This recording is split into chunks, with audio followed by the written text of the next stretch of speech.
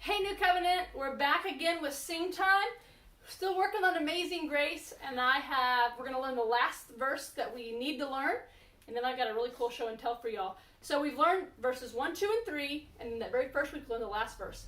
So we've learned 4 total, but this week we're going to learn the fourth verse before that last verse that we sing about when we've been there 10,000 years. So to learn this 4th verse, we're going to do our normal style, I go, you go, and then we'll sing the whole thing. So Tripp and Josephine and Frank are going to help us out, but y'all chime in when it's your turn, okay? So we got to get those notes again. Do we have to do Through 1, 2, 3. Through many dangers, toils, and snares. Johnson. Through many dangers, toils, and snares, I have already come. Kids?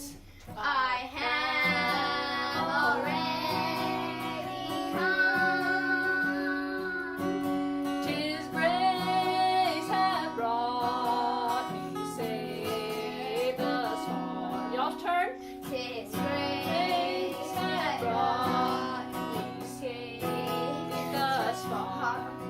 And grace will lead me home. Kids? And grace will lead me home. Let's sing that 4th verse in the song all together. 1, 2, 3. Loud. Go Through through many dangers, toils, and snares.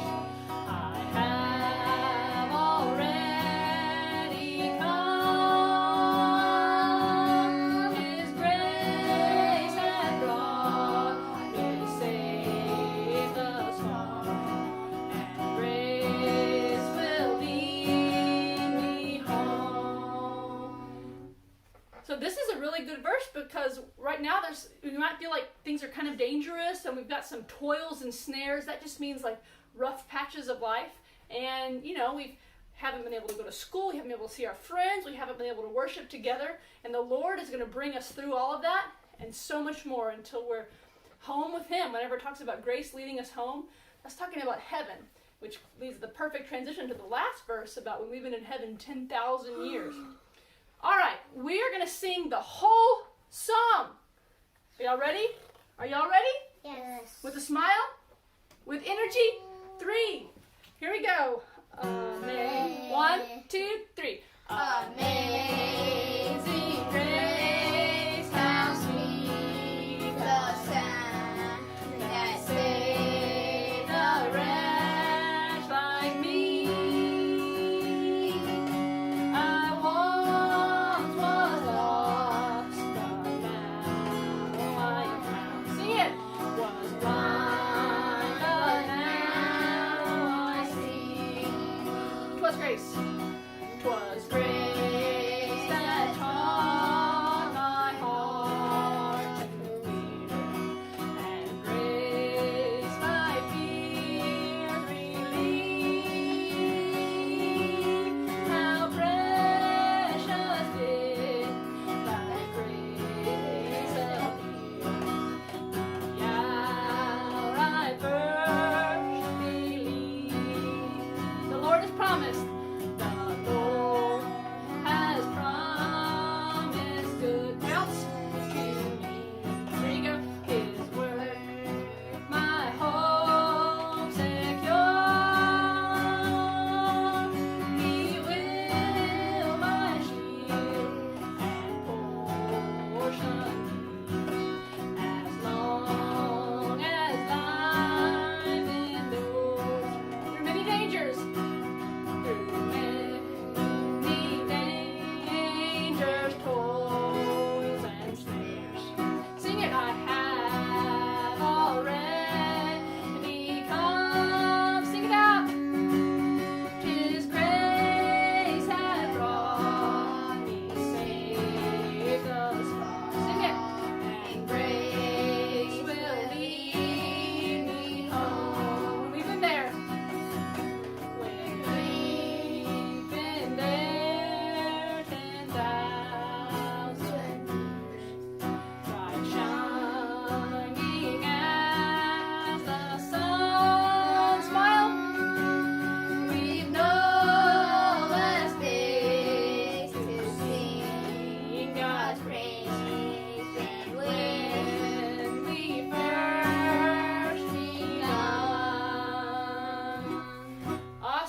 It's a long one and a good one.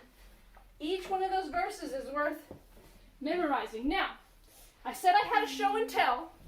Josephine, Frank, and Trip. Can you all tell the rest of the congregation listening to this? What is this that I'm holding? Josephine, do you know? Yes. What is it? A hymn song? It's a hymnal. A hymnal, yes, yes. This is very special. And you know what's so cool? I hadn't planned on this, but this arrived in a package from my mother, all the way from Texas. This is very cool. This is very old. This is special. It says, in handwritten words here, it says the Baptist hymnal. This hymnal belongs to Josephine Bell Fortran Bain. Who is Josephine Bell Fortran Bain? My great-grandma. Franco. Your great-grandmother, my kid's great-grandmother, my grandmother. Now what's special about this is because I remember this hymnal. My grandmother took it every Thursday when she played hymns at the nursing home. Do y'all remember 2 years ago when we went and sung at the nursing home? We sang those Christmas carols? Yes. Do you remember that? We made the little ornaments and we made the candy canes that we passed out. We did that. I did that as a little kid. Every summer, whenever we were out of school, I would get to go with my grandmother to the nursing home and sit beside her as she played these hymns. And that is how I learned these. So my grandmother helped me learn all these songs that I teach to you. Now, you remember how I talked to y'all about how one of the reasons I want y'all to learn Amazing Grace is so that you can sing it to your babies in like 30 years whenever y'all start having y'all's families? I also want you to sing it to your grandchildren, just like my grandmother did to me. Let's get our wiggles out. Are y'all wiggling right now? Will y'all listen? I bet some of you are. So, I am going to teach y'all a little bit how to use this hymnal. We have these in our church pews.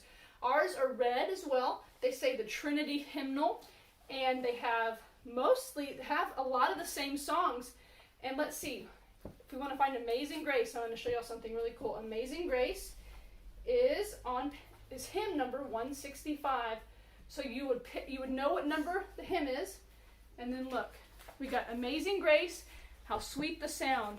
The song we learned is here written down. And so whenever y'all hear this song or another hymn that we sing in church, instead of reading it on the wall, you could open these up and look for it. And next week I'm going to teach you how to find where the song is in this hymnal. But that's all for today. Feel free to go back to the beginning and sing through the song one more time. I hope you'll have a blessed day, and I hope you're not wiggling too much. Bye.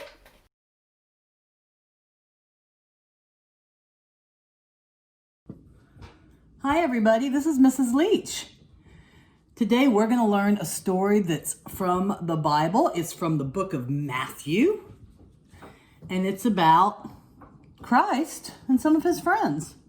So one day, the fishermen that were Christ's friends and his disciples were out on the sea, and they had been fishing, and they were out pretty far away, and they're getting kind of tired. And they looked up towards the shore, and they saw somebody standing there. Well, it was kind of dark.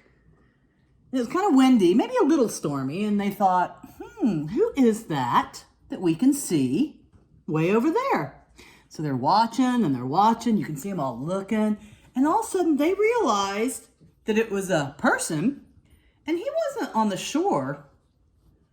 He was walking on the water. Now think about that for a minute. We live in Virginia Beach, which means we have what? A beach, right? We have an ocean, which is a lot bigger than a sea, but we have a giant ocean. Let me tell you this. Let me ask you this. When you go to the beach with your mom and dad, can you walk on water? Can mom and dad walk on water? No. Can anybody you know walk on water? I can't. I can't walk on water. But they looked, and it was somebody walking on the water, and do you think they were a little scared?